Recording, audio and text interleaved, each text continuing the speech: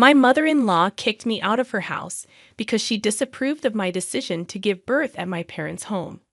She forcibly removed me while I was still in my pajamas, not even allowing me to put on shoes.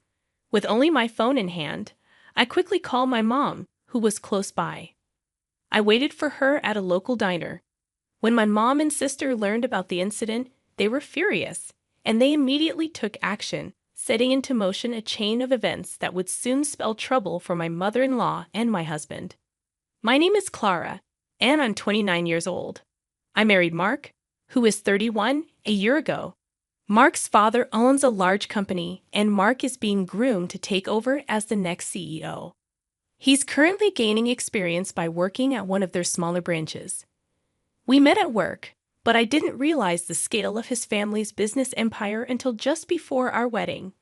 Mark had never mentioned that he was in line to be the next CEO, which took me completely by surprise. He was so confident and well-liked, and once he explained everything, it all seemed to fall into place. Suddenly, I found myself in a whirlwind as the wife of a future CEO. After we got married, Mark relocated to the main company's office, while I continued with my job. His father seemed supportive of my career, telling me, "I've heard you're a young leader at your workplace. Keep up the good work." But my mother-in-law, Linda, didn't share the same sentiment. Why would a wife neglect her home to work? She often questioned. She was strongly opposed to me having a job. At first, I thought living separately from Mark's parents would keep any conflicts at bay. I believed that distance would preserve peace between us. But I was wrong. They soon expressed a desire for us to live together. That's when the trouble really began. Mark's father, always busy with work, mentioned how helpful it would be to have someone around the house to take care of things. Mark liked the idea of us living with his parents too. "I'm worried about Mom. I've always lived here. Moving out just wouldn't work for me," he explained. I found myself in a position where I felt I couldn't say no.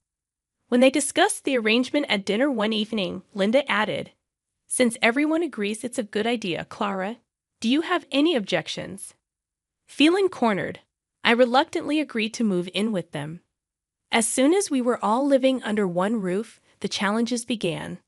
Linda, who had already expressed disapproval of my job, started making my life miserable. She insisted that I quit my job and take on all the household chores, even though I was still working full-time. If she found any fault with my cleaning, such as a speck of dust or a stray hair, she would demand that I redo the entire task. Initially, I tried to take her criticisms in stride, thinking that being more thorough would keep her happy. But her demands escalated.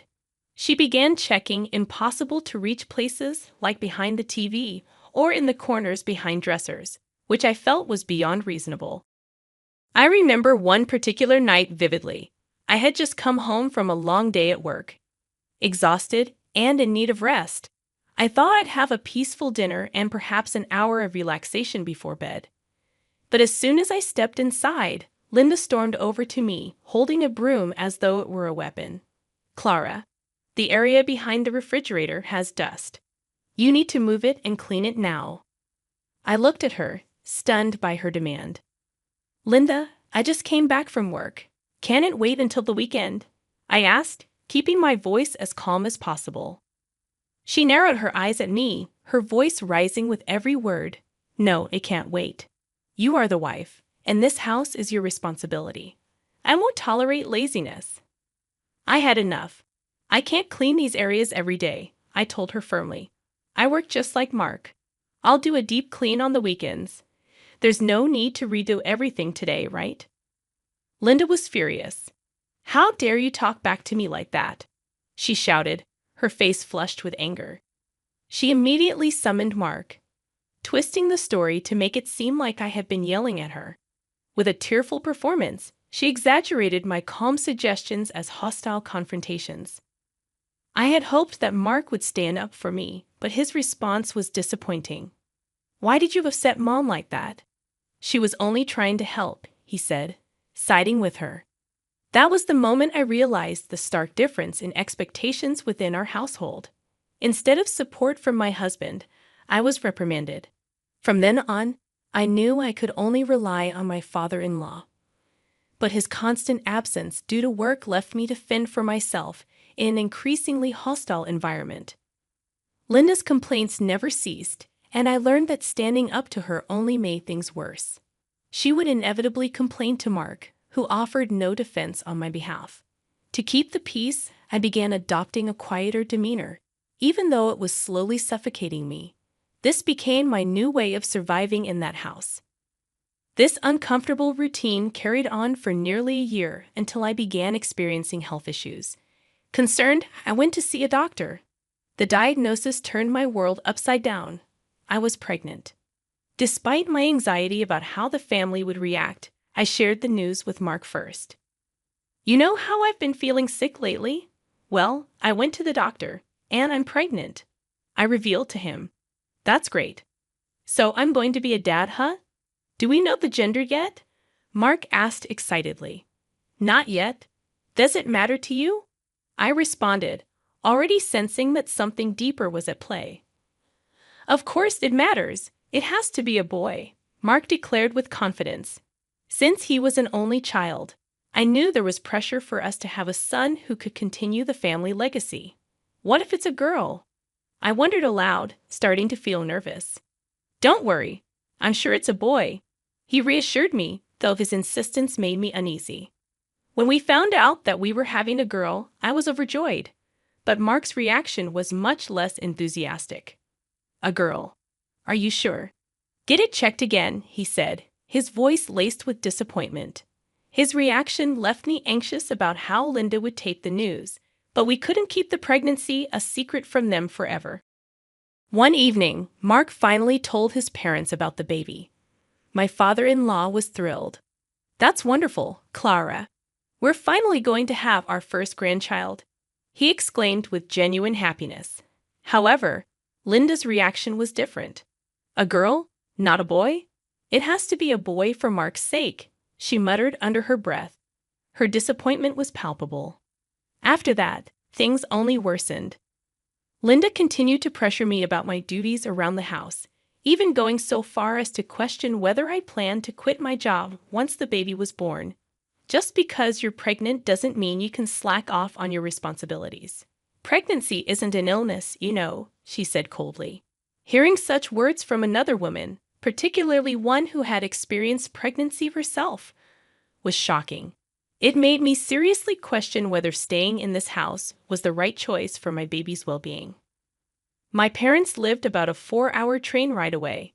After my father passed, my mom and older sister had been living together in our family home.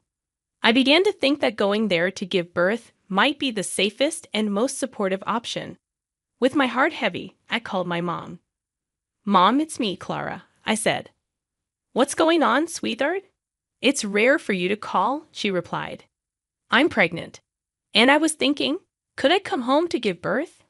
You're pregnant? Why didn't you tell us sooner? Congratulations, honey. Of course, you can come home to give birth. But have you talked this over with your in-laws yet? My mom asked, always concerned about doing things properly. Not yet, I admitted. Well, make sure you discuss it with them. If they agree, I don't see any problem with you coming home, my mom advised. Feeling encouraged, I decided to bring it up with Mark that evening. I'm thinking of going home to my parents' house for the birth, I said, trying to gauge his reaction. Oh, going home for the birth? That's fine, I guess, he responded nonchalantly. My mom's here, so everything should be okay. His quick agreement surprised me, but I still anticipated resistance from Linda. I also turned to my father-in-law for support. I think it would be best for everyone if I went home for the delivery. What do you think? I asked him, trying to sound diplomatic. He seemed surprised at first, but then smiled. If that's what you want, Clara, then it's probably the best decision. I won't oppose it, he said, reassuring me. Relieved to have his support, I prepared to go home without any major issues. But on the morning I was set to leave, I woke up to find my packed luggage missing. My heart sank. Mark and his father had already left for work, leaving me alone to confront Linda. Do you know where my luggage is? I asked, hesitating. Oh, that luggage? I got rid of it, Linda snapped. I don't need a daughter-in-law who causes so much trouble. Don't ever come back, she shouted, pushing me out of the front door before I had a chance to react. I hadn't even put on my shoes. Dressed in just my pajamas and with only my smartphone in hand, I heard the front door lock behind me with a definitive click. Barefoot, and with nowhere else to go, I called my mom. She was furious and promised to come right away. While waiting for her, I walked to a nearby diner where I spent an hour trying to process what had just happened. My mom arrived soon after, and she didn't hesitate. She drove me straight back to our family home, where my sister was already waiting. I told them everything, the harsh treatment by Linda and Mark's lack of support. My mom and sister quietly exchanged words, murmurs that left me wondering what they were planning. The next morning, back at my family home, I went to fetch the newspaper. As I opened the door, I was stunned to find Linda and Mark kneeling outside. Clara, I'm so sorry. It was all my fault. Please don't sever ties with my husband's company, Linda pleaded. Clara, I'm sorry too, Mark added. Please, can we continue doing business with my dad's company? Confused, I had no idea what they were talking about. My mom stepped forward and sternly asked, What does resuming business mean? To avoid further disturbance, my mom invited them inside. Once seated, Mark began pleading his case. Would you consider resuming business with my dad's company? Please, he begged my mom and sister. I turned to my mom puzzled. What does it mean that they're doing business with my father-in-law's company? Yes, we work with one of their subsidiaries, my mom explained. It's one of the major companies within their group, second only to the main office. Mark chimed in. Their top client is your mom's company. This was news to me, and I chuckled. That's news to me too. But my mom's expression quickly turned serious.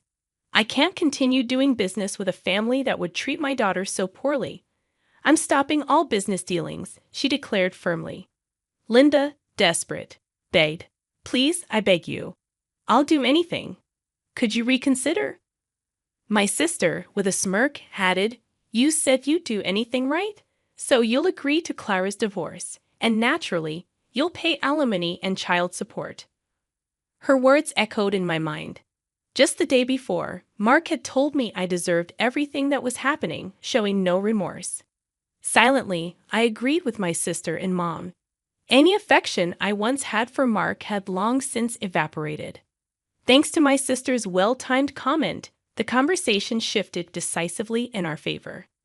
Linda, though reluctant, finally asked, Even if it means agreeing to a divorce, will you resume business? With a knowing smile, my mom picked up her phone and made a call.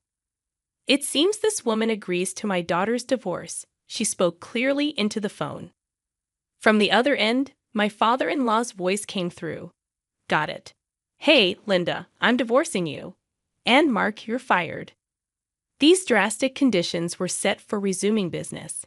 My mom's decision was firm. I can't forgive you two for how you treated Clara. You deserve to be punished. The unexpected turn of events left Linda without a husband and Mark without a job. My father-in-law's powerful sway ensured that neither could find support within their social or professional circles. Mark struggled to find a new job in his previous field and ultimately had to switch to customer service. However, complaints soon led to his termination there as well. Now, Linda and Mark live together in a small one-bedroom apartment, barely scraping by on daily wage jobs. Their once lavish lifestyle, funded by my father-in-law's wealth, is gone, and their relationship is strained. Meanwhile, I safely gave birth to a healthy baby girl at home, surrounded by the love and support of my mom and sister. As life has settled down, I plan to join my mom's company, looking forward to a new chapter in my professional life. Mark hasn't followed up about our daughter. I expect him to fulfill his obligations for child support, but I have no intention of letting him be part of our daughter's life. Now, my focus is on moving forward, living a happy and fulfilling life with my little girl.